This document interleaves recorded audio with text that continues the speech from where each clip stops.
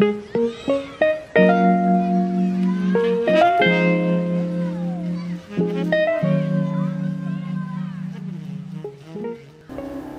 teman-teman semua, perkenalkan saya Nenti, mahasiswa Ilmu Komunikasi dari Universitas Putra Batam.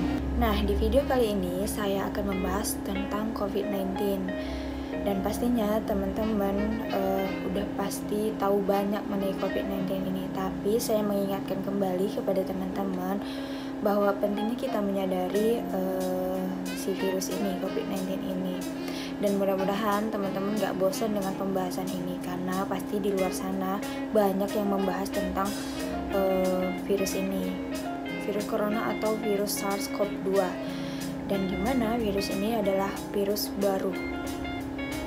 Dan ada beberapa fakta mengenai tentang virus ini. Faktanya apa sih? Fakta yang pertama itu bahwa para tenaga medis atau para ahli itu belum tahu pasti sifat dari virus ini.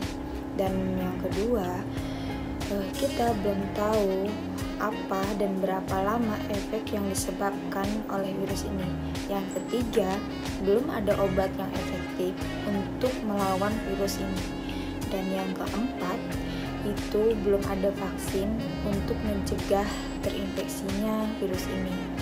Nah, dari fakta tersebut saya harap teman-teman bisa menyaring informasi ini. Nah, informasi ini bukan untuk membuat teman-teman panik, tapi membuat teman-teman itu lebih waspada mengenai virus ini. Nah, secara umum virus masuk ke dalam tubuh kita, gejalanya itu berbeda-beda.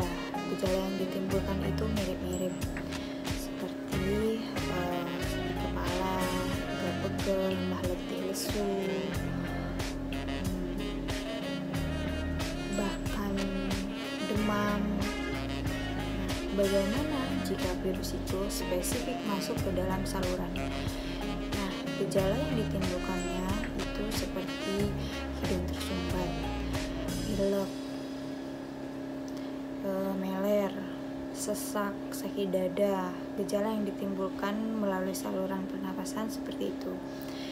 Nah, kenapa gejala yang ditimbulkan itu bervariasi? Apa sih yang menyebabkan gejala itu bervariasi? Yang terjadi adalah daya tahan tubuh kita itu beda-beda. Daya tahan tubuh orang itu masing-masing berbeda. Nah, jadi kita nih yang anak-anak muda yang masih sehat, tidak ada penyakit, itu kemungkinan terinfeksi virus itu, gejala yang disebabkan itu ringan biasanya, atau bahkan sama sekali tidak ada gejalanya, meskipun pada dasarnya dalam tubuhnya sudah terinfeksi virus. Secara umum, daya tahan tubuh yang baik itu mampu menyembuhkan dirinya sendiri dari virus, karena pada dasarnya virus itu self-limited disease. Dan yang daya tahan tubuhnya baik itu mampu membasmi atau melawan virus itu sendiri. Nah, bagaimana dengan orang yang daya tahan tubuhnya rendah? Apa yang bisa kita lakukan? Dan siapa saja yang daya tahan tubuhnya rendah? Itu ada pada orang tua yang usianya 60 ke atas. Yang kedua itu ada orang yang mempunyai penyakit penyerta, dan biasanya lagi-lagi ada pada orang tua yang usianya di atas 60. Nah, bagaimana? Nah, apa itu penyakit penyerta? Penyakit penyerta itu seperti kencing manis,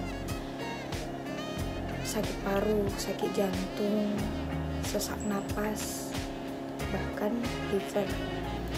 Nah, bagaimana kita mengatasi atau apa yang bisa kita lakukan untuk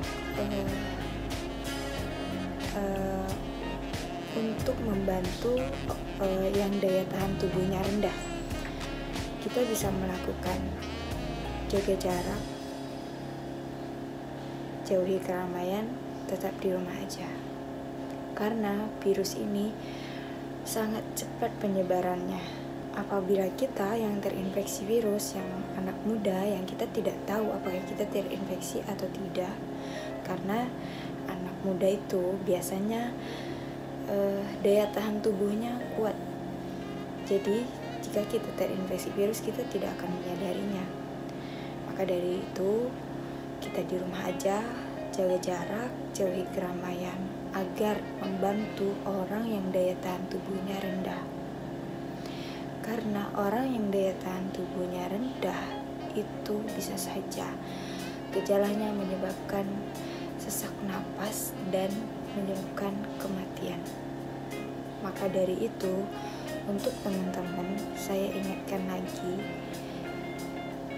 jaga jarak, jauhi keramaian, tetap di rumah aja. Karena itu yang bisa kita bantu untuk orang-orang yang daya tahan tubuhnya rendah. Berbeda dengan kita yang daya tahan tubuhnya itu baik. Jika kita terinfeksi virus dan daya tahan tubuh kita baik, itu cukup kita meningkatkan daya tahan tubuh kita untuk melawan virus itu sendiri. Nah, untuk teman-teman yang mengalami gejala seperti yang di awal saya jelaskan tadi, teman-teman cukup di rumah aja. Kenapa begitu? Karena teman-teman gak usah panik. Teman bisa melakukan di rumah aja seperti meningkatkan daya tahan tubuh kita, tidur teratur selama 7-8 jam tiap malam, dan makan makanan yang bergizi, juga melakukan aktivitas olahraga. Nah, kenapa kita tidak perlu pergi ke rumah sakit? Karena lagi-lagi rumah sakit itu kita sediakan untuk orang-orang yang benar-benar membutuhkannya. Berbeda dengan kita bisa melakukannya di rumah dan mengisolasi diri kita. Berbeda untuk orang yang daya tahan tubuhnya rendah. Jadi rumah sakit itu disediakan untuk orang-orang yang benar-benar membutuhkan penanganan yang lebih baik. Dan bagaimana untuk teman-teman yang tetap dan harus bekerja di luar atau harus pergi keluar?